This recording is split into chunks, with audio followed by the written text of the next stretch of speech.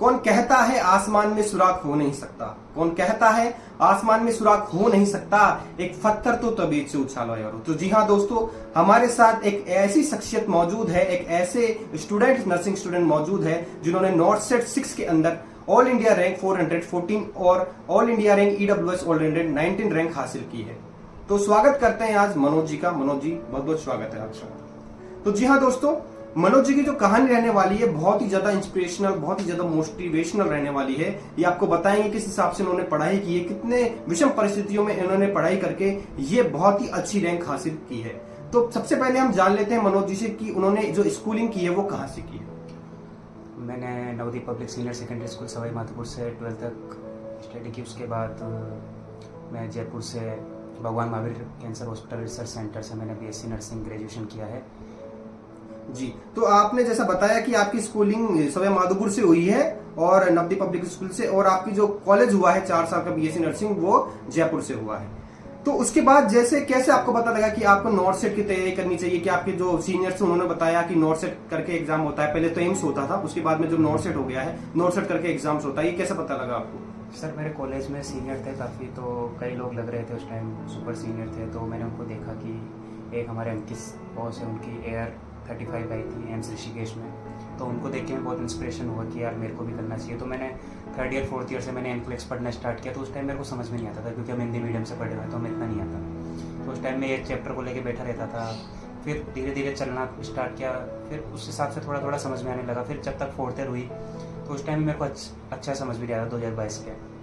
फिर मैंने 2022 का मतलब प्रिपरेशन करना स्टार्ट किया कि क्या करना चाहिए, कैसे, क्योंकि मेरी फैमिली कंडीशन इतनी थी नहीं कि मैं कोचिंग अफोर्ड कर सकूं, इतना वो था नहीं। फिर भी मैंने कई बार किसी से पैसे लेके, कई बार किसी का ID पासवर्ड लेके मैंने क्लासेस देखी। तो मेरे को ऐसा लगता था कि मेरे को कोचिंग करने की ज़रूरत नहीं है, क्योंकि मेरा शुरू से ये रहा कि मैं किताबें पढ़ने वाला हूँ, मेरे को स्टैंडर्ड बुक पढ़ता हूँ मैं, ये कोचिंगों का मेरे को इतना वो नहीं है। बस कोचिंग आपको क्या गाइडेंस प्रोवाइड करती है, चलना कैसे है, क्या करना है।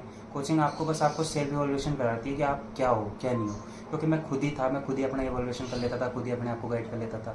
तो मेरे को ऐसा लगा नहीं कि मेरे को कोचिंग करना चाहिए, क्योंकि अपने बुकों में जो लिखा हुआ है वही आपको कोचिंग में पढ़ाएंगे। क्लियर सी बात है।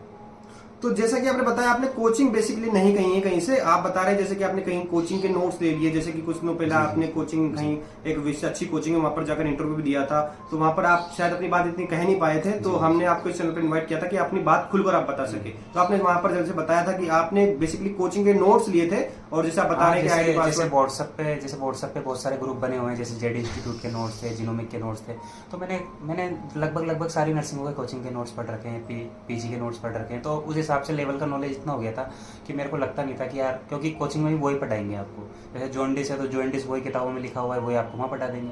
तो हमारा ऐसा था कि मेरे को शुरू से मेरी क्या है थिंकिंग ऐसी कि मेरे को जल्दी चीज़ें समझ में आ जाती है। तो इसकी वजह से मेरे को इतना नहीं लगा कि यार मेरे को करना चाहिए, क्योंकि मैं सुपरफिशियली पढ़ता था, ज़्यादा मैं लोड लेता नहीं था कि मेरे को क्या करना चाहिए क्या नहीं करना, बस लोड नहीं लेना चाहिए किसी।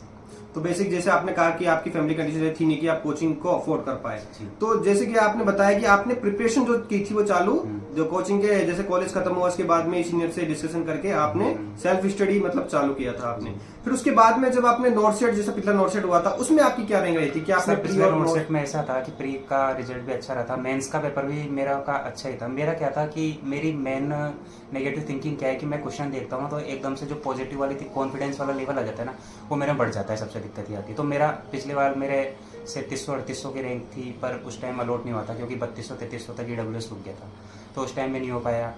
काफ़ी मतलब कई एग्जामों में ऐसे रहता था, जैसे 600 रैंक आ रही है, फिर 500 तक बुला रहे हैं, 1000 रैंक आ रही है, 900 तक, मतलब हर बार में ऐसे पॉइंटों से रहता था। क्योंकि फिर सब कहते थे मेरे से तेरे कोचिंग करनी चाहिए। तो पर फिर मैंने दोस्तों के ID पासवर्ड लिए, मैंने NLM का थोड़ा दिन देखा, जेड इंस्टीट्यूट के मैंने JDR रिवीजन भी देखा थोड़ा सा। तो मेरे को ऐसा ही लगा कि यार ये तो पढ़ा रहे हैं, ये तो मैंने खुद ने पढ़ा हुआ है। तो मेन चीज़ जो अपनी है ना, मेरी मेन नेगेटिव थिंकिंग क्या थी? रिवीजन।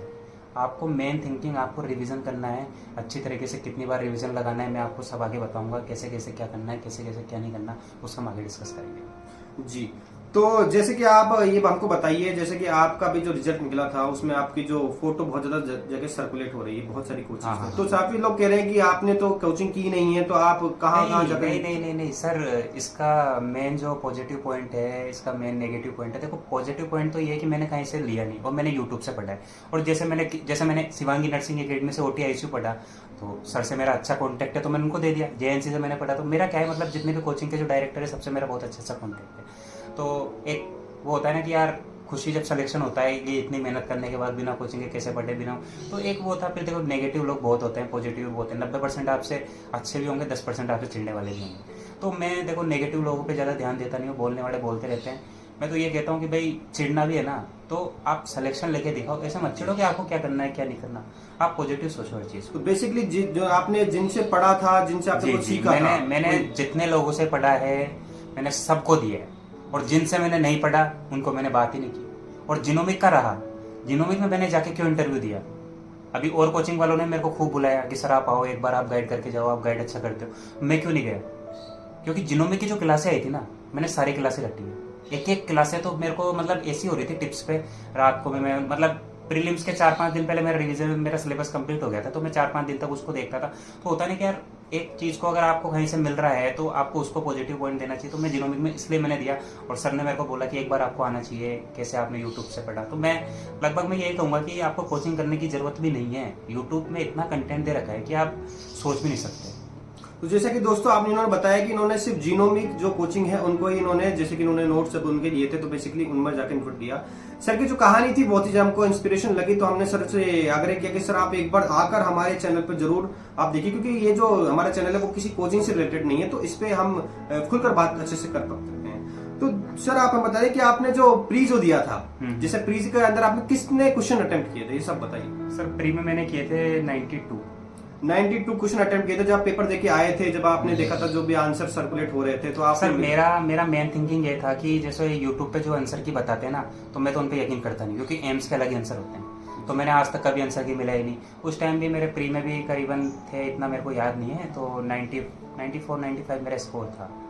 और मेंस में मेरा स्कोर था 66.33 और 74 क्वेश्चन सही है, और 22 लगभग मैंने 97 अटेम्प्ट किए थे। और 3 क्वेश्चन जो मैंने देखे ही नहीं, जो मैंने चीज़ देखी नहीं ना, 3 क्वेश्चन ऐसे आए थे नोट सेट में जो मैंने बिल्कुल देखे नहीं, और सारे मेरे माइंड में थे। बेसिकली आपने सभी क्वेश्चन को आपने लगभग अटेम्प्ट किया है, मतलब आप थोड़ा सा रिस्क लेके चल रहे थे कि जैसे कि आपने देखा था कि इस बार पोस्ट कम है, तो आपने सोचा थोड़ा रिस्क लेंगे तो ही थोड़ा अच्छा हो पाएगा, क्योंकि कंपटीशन थोड़ा बढ़ जाता है। मेन थिंकिंग क्या है कि एक तो अपन बॉयज हो गए, 80-20 का रेशियो, अपन को तो लेना पड़ेगा रिस्क। अपन रिस्क नहीं लेंगे ना, तो जैसे अभी मेन थिंकिंग क्या चल रही है, कई सारे मेरे दोस्त ऐसे हैं उनमें बहुत अच्छी नॉलेज है, पर मेन नेगेटिव पॉइंट क्या है उनका, 80 करते हैं, 82 करते हैं। अरे भाई 80-82 पे तो कुछ नहीं होना।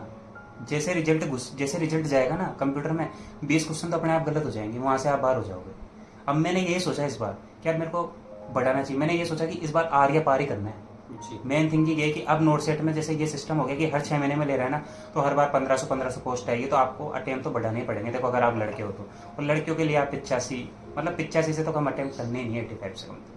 तो जैसे कि आपने तो देखा होगा कि जो इस बार का जो नोट सेट था उसमें बहुत सारे जो व्यक्ति थे, बहुत सारे जो लोग थे, उन्होंने यही सोच के फॉर्म नहीं भरा कि सीट तो कम है, अगली बार सीट ज्यादा आ जाएगी। तो इसका क्या कहना चाहेंगे कि आप उनको फॉर्म भरना चाहिए? नहीं, फॉर्म तो सर ऐसा है कि जैसे कई लोग ऐसे हैं जो एम्स में भी लगे हुए हैं, उनका तो प्री भी क्लियर नहीं हुआ जी। कई लोग ऐसे हैं जो कोचिंगों में फर्स्ट रैंक लेके आ रहे हैं टेस्ट, उनका भी नहीं हुआ। क्यों नहीं हुआ? क्योंकि एक अपनी नेगेटिव थिंकिंग होती है ना। मेरा मन ये था कि मैं हमेशा पॉजिटिव सोचता था। मैं किस चीज़ का स्ट्रेस भी ले रहा होता था ना कि यार मेरे को क्या करना चाहिए, मैं स्ट्रेस इस चीज़ का लेता था कि यार मैंने जैसे फंडामेंटल है और मैंने उसको 3 दिन दिए, तो 3 दिन में वो कंप्लीट नहीं हुई तो मेरा क्या होगा, मेरा आगे का पीछे का रूटीन बिगड़ जाएगा। तो मैं स्टूडेंट्स से यही कहना चाहूंगा कि आप स्ट्रेस जो ले रहे हो ना, तो आप पढ़ाई का स्ट्रेस लो। आप ये मत सोचो कि लाइफ में क्या होगा, इसमें सिलेक्शन नहीं हुआ। देखो प्रोफेशन अपना ऐसा है कि एक ना एक दिन सबकी लगनी है, और देखो लगेगी तो उसकी जो मेहनत करेगा, जो घिसेगा, जितना तो पढ़ेगा। लड़के हैं तो बहुत, क्योंकि कंपटीशन आज सरकारी नौकरी है, सेंट्रल गवर्नमेंट की है, छोटी मोटी नौकरी नहीं है। एम्स में नर्सिंग ऑफिसर की पोस्ट पे हो गई, 40-45 ग्रेड पे जो भी जाएगी। तो देखो कुछ पाने, एम्स ऐसे तो आपको अलॉट नहीं करेगा, और आने वाले टाइम पे अगर स्किल टेस्ट कर दिया तो फिर आप जानते हो राजस्थान के लड़कों को क्या होगा। अपन को इंग्लिश बोलना आती नहीं है, मेन थिंकिंग है आती है तो अपने कम्युनिकेशन स्किल्स इतने नहीं है कि अपन सामने वाले एम्स के डॉक्टरों के सामने अपन बैठ सके। तो इसलिए मेरा ये कहना है कि आप अच्छे से प्रिपेयर करें, पॉजिटिव लोगों के साथ रहें। स्ट्रेस लो आप, पर स्ट्रेस उन चीज़ों का लो कि यार कर क्या रहे। मेरी ऐसी थिंकिंग होती थी कि मैं जब पढ़ता भी था ना, तो मैं ये सोचता था, जैसे मैं 6 बजे उठ जाता था, मेरा पढ़ने का बताता हूँ मैं जी सर, अब आपको देख लीजिए, जो जो व्यक्ति को लग रहा है कि टाइम टेबल के रिलेटेड क्वेश्चन पूछते हैं, क्या टाइम टेबल होना चाहिए, जो कि अभी जो सर उनके लिए बताइएगा, जैसे कि कोई लोग जॉब कर रहे हैं, कोई लोग अभी मैं जॉब कर रहे हैं, पहले जो नहीं कर रहे हैं, जो उनका पहले जो नहीं कर रहे ना, तो मैं उनके लिए आपको सर का है, उससे आप देखो मेरा है, फिर आपके हिसाब से देखिए, क्योंकि मैंने जितने भी लोगों को बताया अच्छे तरीके से बताया। जैसा मेरा था कि मैं 6 बजे उठ जाता था। 6 बजे उठते ही देखिए मेन थिंकिंग ये होती है आजकल बच्चों की कि सबसे पहले उठते व्हाट्सअप देखते हैं, गुड मॉर्निंग करते हैं, बैड मॉर्निंग करते हैं, तो वो मेरे मन में थी नहीं। मैं ऐसा फालतू बात, उठते सबसे पहले मैंने एग्जाम प्रेप का टेस्ट ले रखा था। उठते सबसे पहले 100 क्वेश्चनों को मैं आराम से सेव करके उनको पढ़ता था। तो रोड डेली का कम से कम मैंने 100 क्वेश्चन रोड डेली में प्रिपेयर करता था। 100 क्वेश्चन मेरे रोड डेली हो जाते, तो करीबन 3-4 महीने का गैप था, 4-5 महीने का गैप था। मतलब मैंने पहले तो पढ़ाई करी नहीं, साल भर का जो था ना, मैंने इतना नहीं पढ़ा, मैंने इतना स्ट्रेस नहीं लिया। लास्ट के जो 2 महीने थे ना, मतलब मैं जो टेस्ट का था ना, जो मैंने टेस्ट तो मैं 7-8 महीने से 6-7 महीने से मैं लगातार डेली के 100 क्वेश्चन तो डेली लिखे पढ़ता था।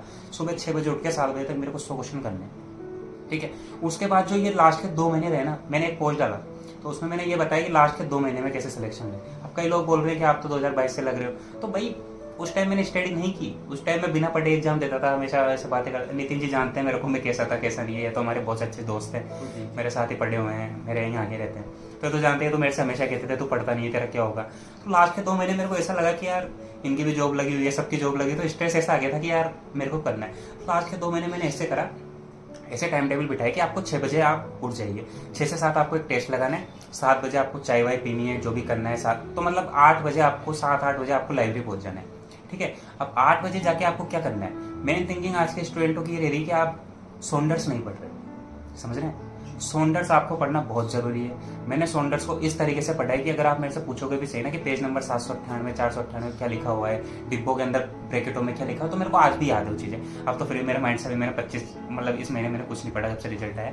तो देखो मनुष्य का नेचर है कि ह्यूमन माइंड ऐसा है कि चीजें जल्दी भूलता है, रिवीजन चाहिए। मैं आपको बताऊंगा रिवीजन कैसे करना है, हर चीजें कैसे करनी है। मेरी मेन पॉजिटिव पॉइंट थी रिवीजन, ठीक है। तो उसके बाद आपको 3-4 घंटे आपको सॉन्डर्स पढ़नी है, ठीक है। 12 बज जाएगी, उसके बाद खाना वाना खाइए, तो फिर आप 12:30 से बैठ जाइए, 4 बजे तक आपको नोट्स पढ़ने। कोचिंग के नोट्स आपको बहुत पढ़ना जरूरी है। कोई से भी कोचिंग के नोट्स ले लो, JDR के ले लो, जीनोमिक के ले लो। मैं ये नहीं कह रहा कि आप एक कोचिंग के लो जो आपको अच्छा प्रेफरेबल लगता है। मैं तो आपसे ये कहूँगा JD इंस्टीट्यूट के नोट्स, तो आप उनको अच्छे से फॉलो कीजिए। मैंने उनको बहुत अच्छे तरीके से पढ़ा है, मैंने कम से कम भी 6-7 बार रिवीजन लगाया उनका।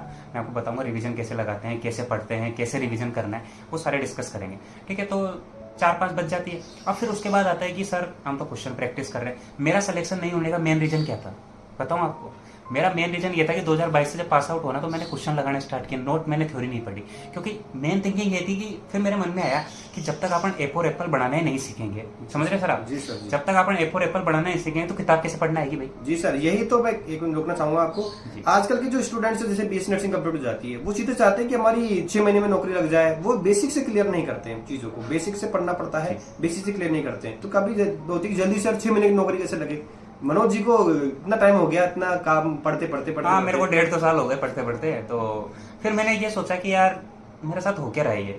मेरे को क्वेश्चन भी मेरे से क्वेश्चन सॉल्व हो जाते थे। मेरा ऐसा था कि एक बार मैंने किस चीज को पढ़ लिया, PR यादव मैंने कम से कम भी नहीं ना, तो इन 1.5-2 सालों में कम से कम 40-50 बार कर ली होगी। हर 8 दिन में रिवीजन मेरा फास्ट होता है, मैं पढ़ता हर चीज को फास्ट हूँ। मतलब बहुत बार PR यादव पढ़ी है। मेरी PR यादव की हालत देख लोगे, मैं एक वीडियो भी शूट करूंगा सर के साथ PR किताबों को लेकर। तो उसमें ऐसा हो रहा था कि फिर 4 जैसे बच जाती, नोट्स पढ़ लिए, 4 बजे बाद आप फ्री हो जाओ।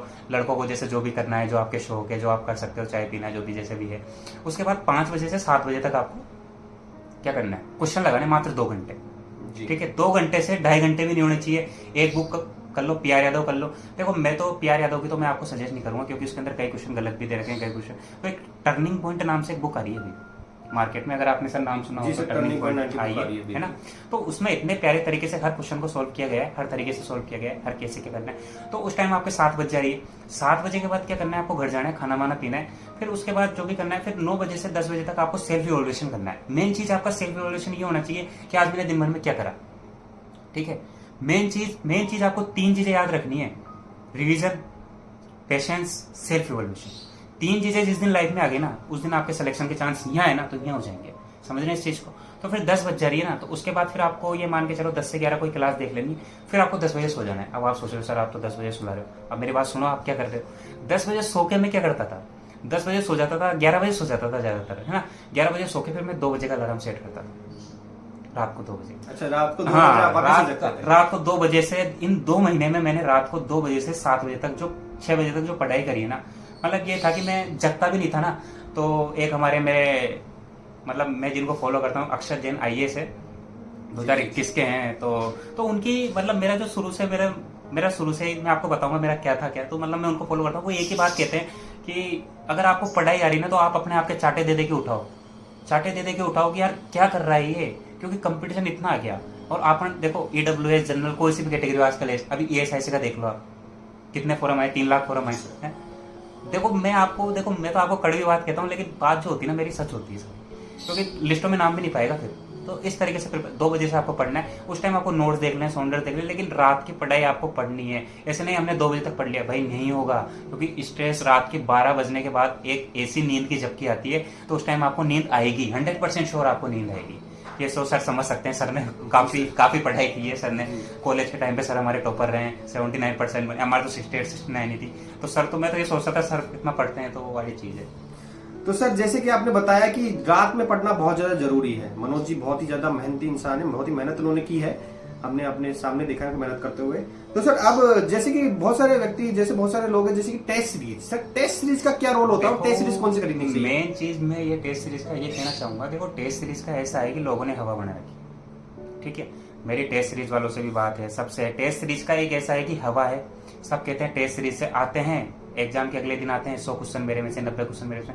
ऐसा 1% नहीं होता, नितिन सर जानते, एक क्वेश्चन नहीं आता, एम्स में से एक क्वेश्चन नहीं आता।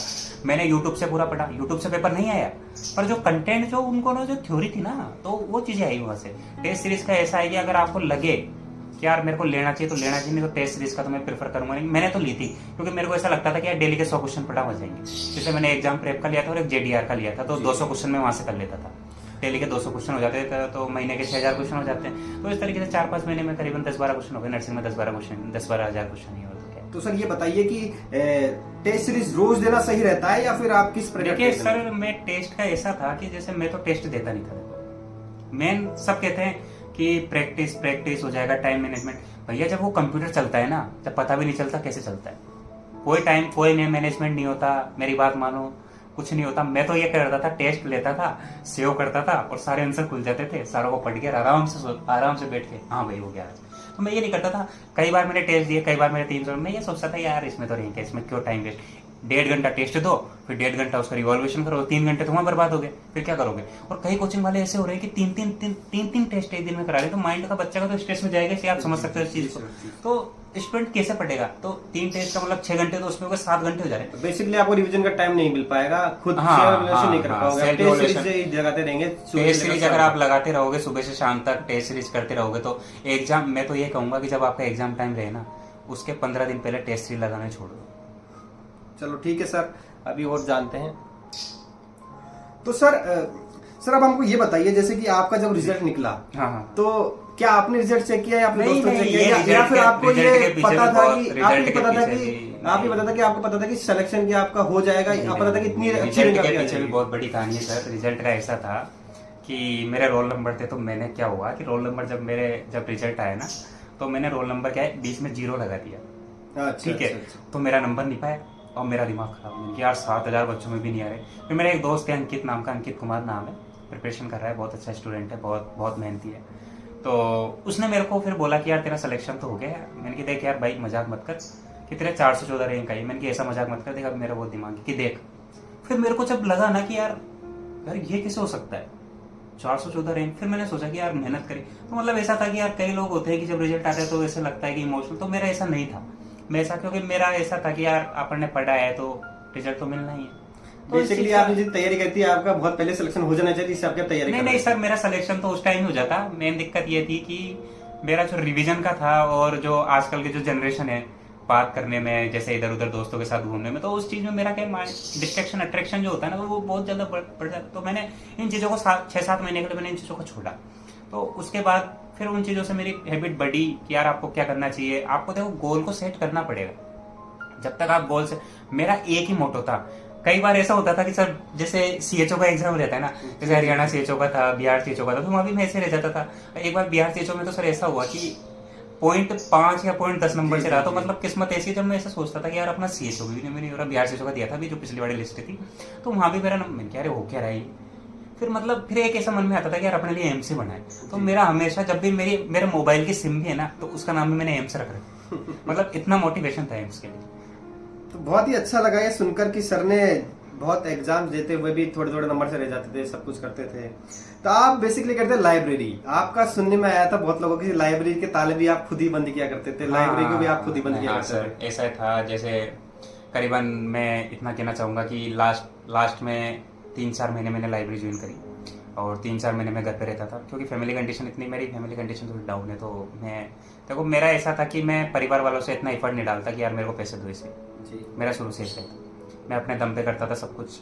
मेरे दोस्त थे, नितिन जी ने भी मेरे को काफ़ी सपोर्ट किया है। मैं इनसे कहता था सर मेरे को ये चाहिए, तो मेरे को कभी इन्होंने मना नहीं किया इस चीज़ के लिए। ठीक है, तो उसके बाद फिर मैं, मतलब ऐसा था कि सुबह ये मान के चलो कि 7 बजे चल जाता था, मतलब नींदों में जाता था न। तो मतलब इन 2 महीनों में मेरा ऐसा था कि मेरा सिलेक्शन 2 महीनों में हुआ था।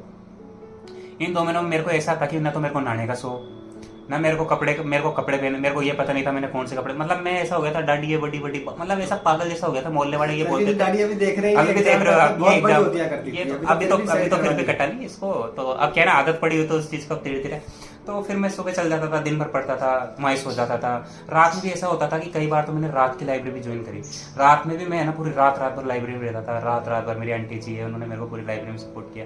रात भर लाइब्रेरी में रहना, पूरी रात भर पढ़ना।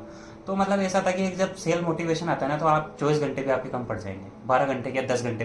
देखो सिंपल सा रूल है कि 5 घंटे तो सब बच्चे पढ़ रहे हैं। अब सब बोलते हैं 5 घंटे पढ़ लिए बहुत है, 5 घंटे तो बिना एग्जाम के पढ़ रहे हैं।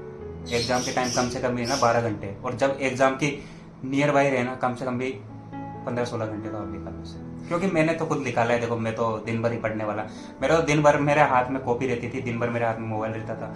ऐसा था कि मैं कहीं ट्रेन में भी जा रहा हूँ ना, जब भी मैं, अभी जैसे मान के चलो कोई फंक्शन भी होता था ना, तो वहाँ भी टेस्ट सीरीज खोल के बैठ। अभी मेरी दीदी की शादी थी, मेरी चाची की लड़की, तो वहाँ तो सगाई चल रही है और मैं टेस्ट सीरीज खोल के बैठा था। ऐसा सिस्टम था मेरा, मैंने मतलब 1 मिनट भी वेस्ट नहीं किया। ये था सर। तो बेसिकली अभी आप जब कोचिंग में जाकर आए, अभी जयपुर आप जाकर आए थे हाँ। कोचिंग में, तो आपको कैसा लगा सामने खड़े होकर, जैसे जिस नहीं, कोचिंग में आप लगभग कभी पढ़े भी नहीं है जाके, हाँ, आपने नहीं, वो कोचिंग भी पंकज नहीं सर है। ने भी यही बोला कि इस बच्चे ने कभी कोचिंग देखी नहीं, तो एकदम से ऐसा लगा कि यार इतने बच्चे भी होते हैं क्या कोचिंग में। तो ये देख के मेरे को ऐसा लगा कि यार आप लोगों को बैठना चाहिए। तो पर मैंने सोचा कि अब तो यार क्या बैठना, तो पढ़ाएंगे डायरेक्ट। तो पढ़ाने से याद आया सर, अब आपका नेक्स्ट गोल क्या होने वाला है? क्या आप किसी कोचिंग संस्थान जुड़ने वाले हैं, या फिर आप थोड़ा सा वेट करेंगे आप? सर अभी तो मेरा ऐसा है कि मेरा टारगेट यूपीएससी सीएससी का है। तो सर तो उसका मेरा बचपन से सपना है, तो एक बार तो उसको ट्राई करेंगे। अभी काफ़ी साल है, अभी मेरी 24 ईयर है, 24 साल। हाँ, तो अभी तो ट्राई कर सकते हैं।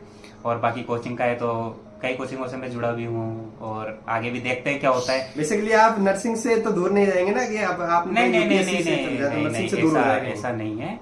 तो मैं आपसे यही कहना चाहूंगा कि देखो एक मेन डाउट ये आ रहा है कि सिलेबस बच्चों का कंप्लीट नहीं हो पा रहा। आज आप किसी भी, देखो मेरा ऐसा था कि मेरी रैंक बढ़ सकती थी, लेकिन मेरा क्या था, जब कंप्यूटर चला ना, वो मेरे क्या है, मेरी नेगेटिव पॉइंट क्या है, कॉन्फिडेंस। वो जो कंप्यूटर चला ना, 5 सेक्शन बनते हैं सर। तो वो 20 मिनट का सेक्शन मेरा कोई 5 मिनट में कंप्लीट हो जा रहा है, कोई 3 मिनट में कंप्लीट हो जा रहा है, कोई 6 मिनट में। और फिर ऐसा लग रहा था कि यार क्यों देखें भाई। तो उसमें करीबन 8-10 क्वेश्चन ऐसे गलत हो गए सर मेरे। तो बेसिकली आप अगर थोड़ा सा कॉन्फिडेंस, अगर आपको थोड़ा कॉन्फिडेंस और थोड़ा वो होता ना, तो शायद आपकी रैंक अंडर 100 भी आ सकती हाँ, थी बेसिकली। तो अब ये मैं जानना चाहूंगा कि आपने बोला जैसे कि आपको गोल अब आगे यूपीएससी करना है, ये सब करना है, सब चीज करना है। हाँ। तो फिर अब जो ईएसआई से आ रही है, अभी ईएसआई का एग्जाम आने वाला है, हाँ। और जो फर्दर एग्जाम जो आने वाले हैं, तो जिन लड़कों का जिसका प्री हो गया है, मेंस में नहीं हो पाया, जो रह गए, तो क्या वो अब उनको कैसे तैयारी करनी चाहिए? हाँ, तो सर ईएसआईसी के लिए देखो मैं आपको एक बात कहना चाहूंगा कि ईएसआईसी को जो हवा चल रही है मार्केट में, उस हिसाब से नहीं लें। मेरी आपसे सबसे ये रिक्वेस्ट रहेगी, जो पुराने पेपर आपके सोल्व करवा जाते हैं, पीआर यादव क्वेश्चन करवाते नहीं आएंगे, क्योंकि ईएसआईसी यूपीएससी ले रहा है। यूपीएससी का पैटर्न हम जानते हैं, क्योंकि मैंने सिविल सर्विसेज की करीबन 2-3 साल तैयारी करी हुई है, तो मेरे को तो पूरा पैटर्न पता है कैसे कैसे पेपर बनते हैं यूपीएससी सीएससी के। बेसिकली पीआर यादव क्वेश्चन, तो सर पीआर यादव की अभी जो नए बंदे हैं, नए जो पास आउट किए, तो देखो जो आपने राजस्थान एनएचएम का पेपर दिया हो, जी सीएचओ का पेपर दिया हो, देखा है अपन ने कैसे क्वेश्चन है, तो करीबन ये मान के चलो कि 20 क्वेश्चन तो वैसे आने। मैं आपको पूरा 100 क्वेश्चन का पैटर्न बता रहा हूँ। 20 क्वेश्चन तो वैसे आने, 10 क्वेश्चन वो डब्बे वाले आते हैं ना, इससे मिलान करो, इससे मिलान करो, ABCD 30 क्वेश्चन आपके क्लिनिकल आएंगे, कितने हो गए 50, जी 50 के 60 हो गए, ठीक है। अब बचे 40 क्वेश्चन। अब हर एग्जाम का ये रहता है कि 20-30 क्वेश्चन उनको सीधे सीधे डालने पड़ते हैं। ऐसे क्वेश्चन भी आएंगे, इम्यूनिटी फ्लूइड कितने वीक पे क्या होता है ना, जॉन्डिस का कोच क्या है, आरएच इनकम्प्लीट, ये भी सब आएंगे। ऐसे क्वेश्चन भी नहीं आएंगे, पर जो आपकी जो रैंक बनेगी ना, वो उन क्वेश्चनों से बनेगी जो अपन को नहीं आते। जैसे एम्स का सेम पैटर्न होगा और 3 लाख फॉर्म है, ठीक है। अब सब कह रहे हैं पढ़ने वाले तो 10,000 ही है, पढ़ने वाले तो 20,000 ही। भाई कंपटीशन उनसे घटेगा, क्योंकि जहां अपन एक एक नंबर से रहते हैं ना, तो एक एक नंबर उनके बढ़ जाएगा। तो अपन तो श्योर बाहर लिख लेंगे सही ना। तो आप ये मान के चलो कंपटीशन 3 लाख बच्चों में ही है। ये मत समझो जो आते हैं सुबह सुबह आ जाते हैं, 6 बजे आ जाते हैं, 8 बजे आ जाते हैं, 10 बजे आ जाते हैं, 12 बजे आ जाते हैं और कहते हैं पहला क्वेश्चन हमारे में से, तीसरा कुछ नहीं होना। मेरी बात मान लो, जीनोमिक की प्रायोरिटी आपको रखनी है, जीनोमिक का यूट्यूब चैनल आपको प्रायोरिटी रखनी है। और जेडी मैंने ओनली 2 चैनल फॉलो करें, और जैसे और एग्जाम के लिए मैंने फॉलो करें जैसे ऐसे, तो मैं इनको तो ज़्यादा प्रेफर करता नहीं था। मैंने 2 चैनल फॉलो करे। जेडी इंस्टीट्यूट पे आपको नीट पीजी का पूरा डाटा मिलेगा, नीट पीजी प्लस नर्सिंग। वो सर इतना अच्छा तरीके से आपको पढ़ाएंगे ना, इतना अच्छा तरीके से गाइड करते हैं सर कि आप सोच नहीं सकते, इतना अच्छे तरीके से पढ़ाते हैं। और जीनोमिक में आप जानते हो, जीनोमिक का तो मैं क्या कहूँ, पंकज सर तो अपने सर भी पढ़े हुए हैं, देखो उनका तो कुछ कहना ही नहीं है, क्योंकि जो उनकी क्लासेस चल रही ना उस हिसाब से मेरी सर से भी बात हुई थी, सर के साथ भी मैं बैठा था, तो सर भी मेरे से यही कह रहे थे कि तो मेरे सर से, तो सर ये बोल रहे थे कि सही सही बोल रहे थे उस चीज़ को। और उसमें एसेटन वाले भी आएंगे, स्टेटमेंट वाले भी आएंगे। अभी अपने एम्स में प्री में आए थे, देखा होता आपने, आए थे ना एसेटन इंग्लिश वाले क्वेश्चन आए थे, तो उस हिसाब से आपको नर्सिंग में बताएंगे। तो 1, 2, 3 सही है, 4, 5 सही है, तो उस हिसाब से आपको उस तरीके से गाइडेंस देखनी पड़ेगी। तो उस चीज़ से सोचिए आपकी कैसे आपको पढ़ना है। और आपको मेरी बात मानो ना, क्वेश्चन कम से कम लगाओ, थ्योरी पढ़ो। अब मैं आपको बताऊं भाई किताबें कौन कौन सी फॉलो करनी है, कौन कौन सी बुक पढ़नी है, मैंने क्या पढ़ा। बुक के लिए मैंने सर ये ऐसा करा था कि जैसे एक मार्केट में हवा बनी हुई है मोसबी, अपने लिए नहीं है वो, ठीक है, अपने लिए नहीं, वो एनफ्लेक्स आरएन की एग्जाम के लिए अपने क्वेश्चन नहीं आते, 2018-19 तक आते थे, अब बंद हो गया सर वो, अब क्लिनिकल पैटर्न आता है अपने। तो उस चीज़ को आप उठा के और अपने जो ऊपर की टांड है उस पर धर दो, मैं तो ये मानता हूँ। और अभी क्या कर रहे हैं, मेन थिंकिंग क्या रही है, अभी प्रीलिम्स से कई ऐसे स्टूडेंट थे जो प्रीलिम्स में मौसबी किताब लेके बैठे थे। अब आप सर मेंस में भी मौसबी उठा के यार, मौसबी से आएगा पूरा क्वेश्चन। नहीं, मैंने इस बार मौसबी पढ़ी नहीं। मेन थिंकिंग है आपको ये सोचना है, सोंडर्स की थ्योरी करनी है कम से कम, नहीं तो 3-4 रिवीजन तो लगाने सर। तो बेसिकली चलो ये बात तो स्टडी से रिलेटेड हो गई। अब सर से हम ये पूछते हैं कि जो अब लाइफ होने वाली है आगे, वो कैसी आप देखते हैं? सर क्या लाइफ का तो ऐसा है कि अभी तो देखो एम्स अलॉटमेंट हुआ नहीं, जैसे अलॉटमेंट होगा फिर देखते हैं कौन सा एम्स आपको लगभग चाहिए, आपको लगता है कौन सा? लगभग तो ये है कि सर दिल्ली में तो सीटें 1-2 ही सीटें, तो वहाँ तो मुश्किल है क्योंकि रैंक बेसिक प्रायोरिटी अभी एम्स लेने की है। हाँ, अभी तो देखो ऐसा है कि मेरा ऐसा नहीं है कि मेरे को कोई सा भी एम्स मिल जाए। मेरा ऐसा है कि मेरे को एक बार एम्स मिलना चाहिए, मेरे को यूपीएससी सीएससी का प्रिपरेशन करना है, तो मैं तो वहीं रहूंगा देखो 2-3 साल। अगर फिर नहीं पड़ती है तो फिर 3 साल बाद एसएनओ दे सकते, तो एसएनओ देके जोधपुर आ जाएंगे, दिल्ली आ जाएंगे, भोपाल चल जाएंगे, कहीं भी चल जाएंगे। तो उस हिसाब से अपने नर्सिंग में तो ऐसा है कि 2 एग्जाम फिर आ जाओ, 2 एग्जाम फिर आ जाओ। और ऐसा है, आपने एक चीज नोटिस की होगी कि किसी का सिलेक्शन हो जाता है ना बड़े सेंट्रल बोर्ड में, तो फिर उसका लॉक खुल जाता है, फिर उसके सिलेक्शन होते ही जाते हैं। जी। ये थिंकिंग होती है। तो बेसिकली लाइफ में कितना बदलाव आया जब घर वालों को पता चला कि भाई लाइफ में ऐसा था कि सर देखो हमने तो शुरू से पुअर फैमिली से, तो हमने तो ये चीज़ कभी देखी नहीं, तो परिवार में कोई सरकारी नौकरी वाला है नहीं, तो एकदम से इतनी बड़ी नौकरी लगना, इतना बड़ा होना, तो मैंने कभी किसी चीज़ का घमंड किया नहीं सर। मैं आज भी वैसा ही हूँ, पहले भी वैसा ही था और आने वाले टाइम में वैसा रहूंगा। मैं आज भी मेरे स्टूडेंटों के साथ, जो भी मेरे दोस्त है, जो मेरे भाई है, जो मेरी बहन है, सबके साथ मैं वैसा ही हूँ जैसा था। कई लोग मेरे बारे में गलत बोलते हैं, मेरे को याद है, कई लोग उड़ाएंगे, आज भी देखना भी वीडियो के नीचे कहीं नेगेटिव कमेंट आएंगे, तो मेरा मतलब है नहीं, मेरा ध्यान देता नहीं मैं उन चीज़ों पे। जैसे मनोज जी वो बहुत में जैसे कि बहुत सारे ऑफर आ रहे थे कोचिंग के बारे में इंटरव्यू लेने के लिए, मैंने उनसे बोला कि एक बार आपका इंटरव्यू हमारे चैनल पर चाहिए, तो उन्होंने सीधा हाँ कर दिया, फिर सीधा आप इंटरव्यू लेने आ गए। और आपको देखो सिलेबस का है, तो सिलेबस का देखो आप जैसे टॉपर से बात करोगे तो वो भी यही बोलेंगे कि भाई हमारा भी सिलेबस कंप्लीट नहीं था एग्जाम के पहले। सिलेबस पे ध्यान नहीं देना है, कोई चीज छूट रही है ना तो छूट जाने दो, मेरी बात मानो ना, पर रिवीजन को मत छोड़ो। अब बात आती है कि रिवीजन कैसे करें सर, आप रिवीजन तो गीत गा रहे हो, पर रिवीजन करें कैसे? तो रिवीजन का ऐसा है कि आप कम से कम 4 रिवीजन लगाने, ठीक है। 4 रिवीजन कैसे लगाने, ये तो नोट सेट 7 के लिए लगा रहे हैं आपको 4 रिवीजन, ये एसआईसी का रिवीजन भी बता देंगे। नोट तो रिवीजन कैसे लगाने, तो रिवीजन एक बार तो आपको, जैसे आपने पढ़ लिया है ना, जैसे ये पेपर है, ठीक है, इसको आपने पढ़ लिया पूरा, तो एक बार अपन ने पूरा याद कर लिया, एक बार अपन ने पढ़ लिया, फिर उसके बाद फिर दोबारा मन में सोचना है यार क्या पढ़ा क्या नहीं पढ़ा, ठीक है। फिर तीसरा रिवीजन जो लगेगा ना, वो कॉपी को बंद करके लगेगा, मन में सोच के, ठीक है। अब मन में अब कह रहे सर आपने कॉपी बंद करके रिवीजन कैसे लगाए? अगर कॉपी बंद करके रिवीजन नहीं लगाओगे ना, तो आप ऑप्शन के आदी हो जाओगे, ठीक है, ऑप्शन के ऊपर डिपेंड हो जाओगे। और जब तक ऑप्शन पर डिपेंड रहोगे ना, जब तक अपन, मैं ये चाहता हूँ कि अपन किस चीज के ऊपर डिपेंड है। आज मेरी ऐसी कंडीशन थी, जब एग्जाम हुआ था ना, डायरेक्ट क्वेश्चन, डायरेक्ट आंसर लगा रहा था। पहले में सी, दूसरे में डी, पहले में बी। कुछ मतलब ये था कि कई क्वेश्चन तो मैंने पढ़े भी नहीं, मेरे को देखते आ रहे थे।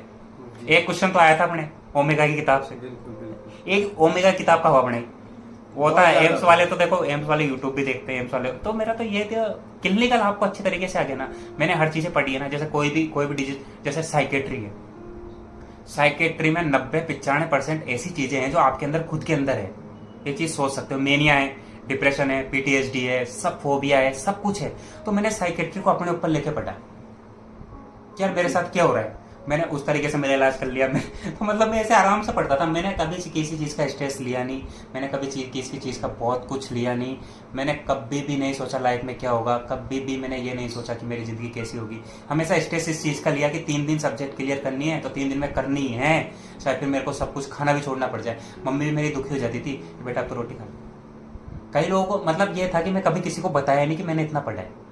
हमेशा सबके साथ व्हाट्सएप पे मैं ऑनलाइन रहता था, हमेशा मतलब ऑनलाइन हमेशा रहता था, पर हमेशा किताब हाथ में रहती थी मेरे। अभी भी सवाई माधोपुर पे जहाँ रहते हैं वहाँ के बहुत सारे व्यक्ति हैं जिनको अभी भी यकीन नहीं हो रहा है कि मनोज जी का हाँ, अरे यकीन क्या, सबको ही नहीं हो रहा। तो कई है, देखो मेहनत, आपकी मेहनत को देखते हैं। अगर आपका सिलेक्शन है तो आपकी मेहनत कोई नहीं देखता। मेरा ये है कि मेरी मेहनत पहले कोई नहीं, मैंने शुरू से ही मैं कॉलेज में, स्कूल में भी ऐसे ही रहता था। स्कूल में मैं हमेशा टॉपर ही रहता था। तो इस कंडीशन से ये था कि कॉलेज में मेरा ऐसा ध्यान नहीं था। कॉलेज में तो एक जैसे बाहर जाते हैं ना, तो हो जाता है अपने साथ क्या होता है क्या नहीं होता। तो उस हिसाब से मैं अच्छे से, फिर मैंने 4th ईयर में पूरे कॉलेज में अच्छे, मेरे 5 रैंक थी 4th ईयर में।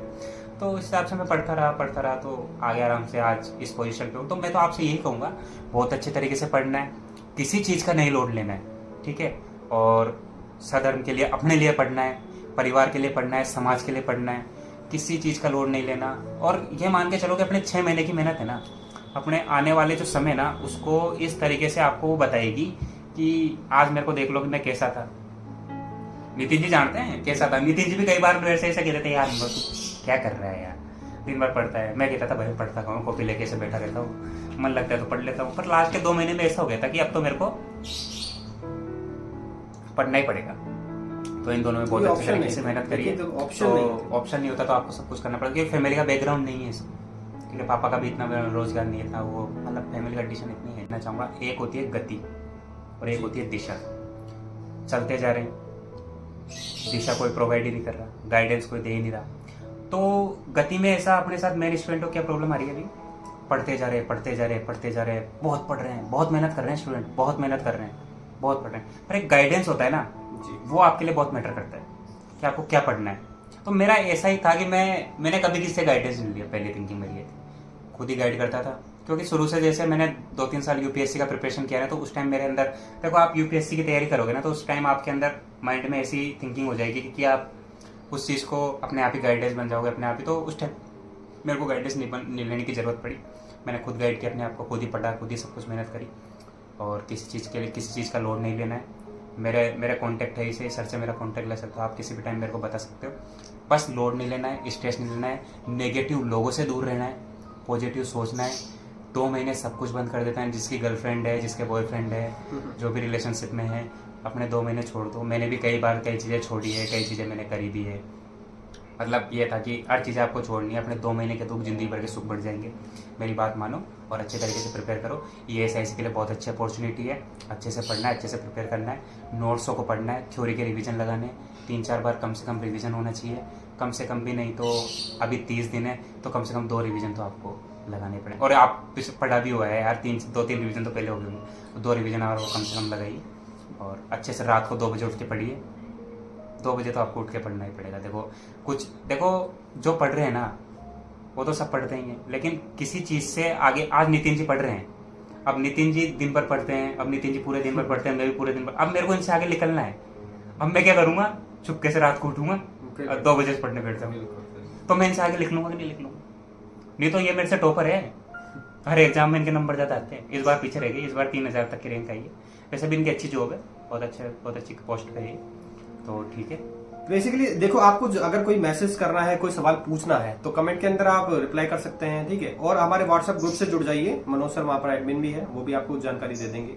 तो हमने जाना किस प्रकार से मनोज जी ने मेहनत की है, किस प्रकार से सिलेक्शन लिया है, उन्होंने बताया कौन कौन से एग्जाम्स में आपको किस तरीके से पढ़ना है, कहाँ इधर उधर नहीं पटकना है, एक कोचिंग से जुड़े रहना है, किस कोचिंग से जुड़े रहना है, नोट्स पढ़ने हैं, रिवीजन बहुत ज्यादा जरूरी होता है, किस प्रकार से रिवीजन करना है, कैसे पढ़ना है। देखो दोस्तों, एक्स्ट्रा एफर्ट आपको डालना पड़ेगा, बिना एक्स्ट्रा एफर्ट के आपको एम जैसी जॉब बहुत मुश्किल है। आपको जैसे बताया कि 80-20 हो गया है, 80-20 रेशियो के अंदर बहुत ज्यादा मुश्किल से जॉब मिलती है। और खास करके इस वाले नोट सेट के अंदर जो भी जैसे मनोज सर निकले हैं, कोई भी जो भी इन्होंने सिलेक्ट हुआ है, जो भी, तो बहुत ही ज्यादा वो इंटेलिजेंट ही बंदे हैं जो कि सिलेक्ट हुए हैं। और आप सोचे कि तुक्के में अगर नोट सेट हो जाएगा तो ये बहुत आपका गलत थॉट है आपका। तुक्के में कभी नोट सेट नहीं, प्री और मेंस है। तो प्री और मेंस के अंदर बहुत ज्यादा प्री को क्वालिफाई करना पड़ता है, फिर मेंस को क्वालिफाई करना पड़ता है, फिर आपको 80-20 के अंदर आपको अपनी कैटेगरी अंदर क्वालिफाई करना पड़ता है। ये बहुत ही ज्यादा मुश्किल हो जाता है। तो हमने जाना मनोज सर से इनकी जो भी आपका जर्नी कैसी रही है, क्या चीज रही है। मनोज सर, आप कुछ लास्ट में कुछ बोलना चाहे? लास्ट में मैं आपसे ये कहूँगा कि अच्छे तरीके से पढ़ो और किसी चीज़ का स्ट्रेस मत लो और लोड नहीं लेना है। अपने लिए पढ़ना है, अपने लिए सब कुछ करना है, परिवार के लिए पढ़ना है, समाज के लिए पढ़ना है। और मतलब ये मान के चलो कि इन 6 महीने में मेरे को जॉब लेनी है। माता पिता का भी ऐसा है कि ये मत सोचो कि ज़्यादा स्ट्रेस नहीं लेना, क्योंकि एक परिवार जो होता है ना, स्ट्रेस लो उस चीज़ का, लेकिन इतना स्ट्रेस मत लो कि यार उन चीज़ों का अपन पढ़ना हो जाए। मम्मी पापा से भी यही बोलो कि पापा मेरे को थोड़ा और टाइम दो। लड़कियों की मेन प्रॉब्लम है, शादी कर देते हैं। तो इस चीज़ से थोड़ा सा आप अपने 2-3 महीने अच्छे तरीके से पढ़िए। एक बार एम्स की नौकरी लग जाए, उसके बाद शादी विवाह सब कुछ हो जाएगा, कोई टेंशन नहीं है। अब मेरा ऐसा है, अब मेरे को तो देखो अभी कुछ करना नहीं है, मेरा तो अभी मेन दूसरा गोल है, तो उसको टारगेट करना है। तो 2-3 साल तक तो अभी कुछ है नहीं, आराम से मैं आपके साथ 2-3 साल तक आराम से आपके साथ जुड़ा ही हूँ, वैसे कहीं जा ही नहीं रहा। मेरे को कहीं ना कहीं तो दिखता रहूँगा मैं आपको।